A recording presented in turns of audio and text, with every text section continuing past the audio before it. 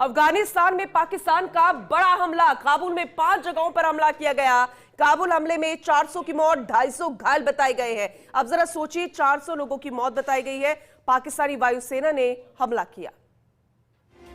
पाकिस्तान ने JF-17, JF-16 से हमला किया। अफगानिस्तान ने हमले को अमानवीय बताया है। रिहायशी इलाकों को निशाना बनाया गया। अफगानिस्तान ये मानवता के खिलाफ अपराध है, अफगानिस्तान की तरफ से कहना है। लेकिन अब जरा सोचिए कि आपने कहते हैं कि मुस्लिम देश है ये। अफगानिस्तान की बात करें, पाकिस्तान की बात करें, हालांकि संख्या बल बहुत ज्यादा नहीं होगा, बहुत बड़ा यह देश नहीं है, लेकिन वहां पर अपने ही घर या अपने उस सहयोगी देश पर, अपने साथी देश पर इस तरीके का हमला करना, ये वाकई में, हालांकि पहले बार नहीं चल रहा है इस तरीके के हमले या इस तरह की दुश्मनी, इस तरह के घातक हमले। इससे पहले भी कई बार अफगानिस्तान पर हमला किया गया है, क्योंकि उनका मानना है कि इनका जो सॉफ्ट कॉर्नर है वो भारत के प्रति है, दूसरे देशों के प्रति है जो कि दुश्मन है पाकिस्तान के। लेकिन काबुल में 5 जगहों पर, रिहायशी जगहों पर हमला करना, और इस हमले में 400 लोगों की मौत हुई है।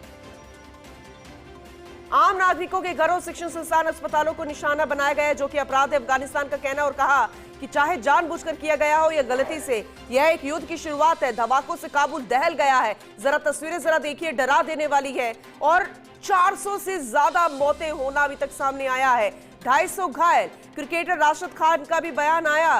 राशिद ने हमले को लेकर गहरा दुख जताया है और यह भी कहा कि काबुल में आम नागरिकों के हताहत होने की ताजा रिपोर्ट से गहरा दुख।